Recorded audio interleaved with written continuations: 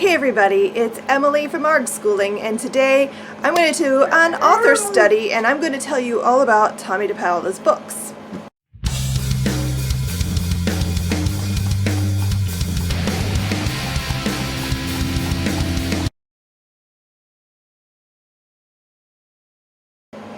Tomie dePaola is probably one of my kids' favorite authors. We have met him. We went and saw him when he was at Barnes & Noble a few years ago, and my daughter was so excited. We got a book signed, and so yeah, he's definitely a big part of our book culture as a family. So Tomie dePaola is an American author. He was born, I want to say, in 1934 or somewhere around there. I know it was in the 30s. And he is still writing today. He's written over 200 books for children, and his art style is very folksy, and it's just really sweet and comforting somehow. I don't know. It's hard to explain. But yeah, I really love his books. And I'm just going to show you some of what we have in our collection. So this book here, The Art Lesson, this is probably our favorite, most read Tomie dePaola book. And this is a book about Tomie dePaola as a child, basically. It says a lot of his stories are autobiographical. He likes to tell about his childhood, and this is a book about when he was young and how he loved to draw. And it's just a very sweet story, very inspiring for some of my children who do also really love to draw. And it's just a really beautifully illustrated book.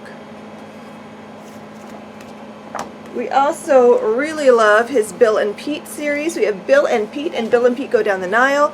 These are just sweet, funny books about an crocodile and his toothbrush. And that's the little bird. And they are Bill and Pete, and they go on little adventures together. Like in Bill and Pete Go Down the Nile, for example, they go on a school field trip down the Nile River and find tomb robbers, and they learn about the sites of ancient Egypt, and it's just a really sweet story, perfect for young children to be introduced to the topic of ancient Egypt. We also love the Strega Nona series. Strega Nona is an Italian woman who does magic, and she's sort of a witch in the town, and they come to her for help. And like in this story, she has a magic pot that makes pasta, and only she knows how to work it. And then one day Big Anthony thinks, oh, I'll just get some pasta in the pot, I know what to do, and chaos ensues. It's a really fun book. And there's tons, and he's written lots of Strega Nona books. I think he even has a new Strega Nona book coming out sometime really soon. I forget when. And he's written Days of the Blackbird, A Tale from Northern Italy. And he writes a lot of stories that take place in other countries. And this one, like I said, is in northern Italy, and it's all about the seasons changing and why they're called the Days of the Blackbird. And it's beautifully, I mean, all of his books are just gorgeous. Full-colored illustrations, just so pretty. Really, my dog really hates when I'm filming because I'm sitting on the floor, and he's like, why are you not petting me? Relax, Zildjian. I will be with you soon. We also have a collection of his legends. He writes a lot of retellings, and this book here is a collection of, I believe, 4 of them. And yeah, it includes The Legend of the Bluebonnet, A Tale from Texas, The Legend of the Indian Paintbrush, A Tale of Old Wyoming, The Legend of the Poinsettia, An Old Tale of Mexico, and Tony's Bread, An Old Tale from Italy. And this is just a bind-up of these 4 books. You can get them individually too, but they're just beautifully illustrated, really beautifully told. I love his writing style. It's very simple, but also very pretty. The prose is really well done, and his books can be really quirky and funny. Like this book is the one my daughter got signed. This is Front Porch Tales and North Country Whoppers. So this is just a really quirky book, and it's, you can see he signed it. Highlight of my daughter's childhood. and it goes by the seasons. And these are just like kind of like tall tales and little, you know, the stories that old men sitting on benches outside of country stores would tell. And it's just a really fun, quirky book. He also does a lot of religious books, which, if you're not into that, most of his books are completely religion-free. But he does have some, like we have the one about St. Patrick, because my family, well, not my family is Jewish and Hungarian and Russian, but my husband's family has a lot of Irish. So they get really excited about St. Patrick's Day. So we got this book to read more about who St. Patrick was.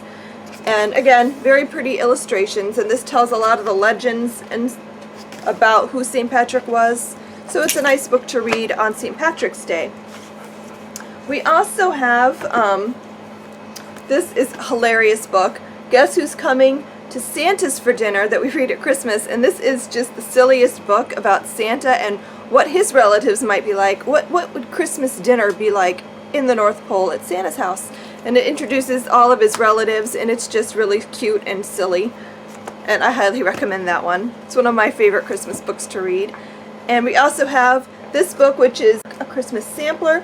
And this is actually by Tomie dePaola and Jane Yolen, who is also one of my favorite authors.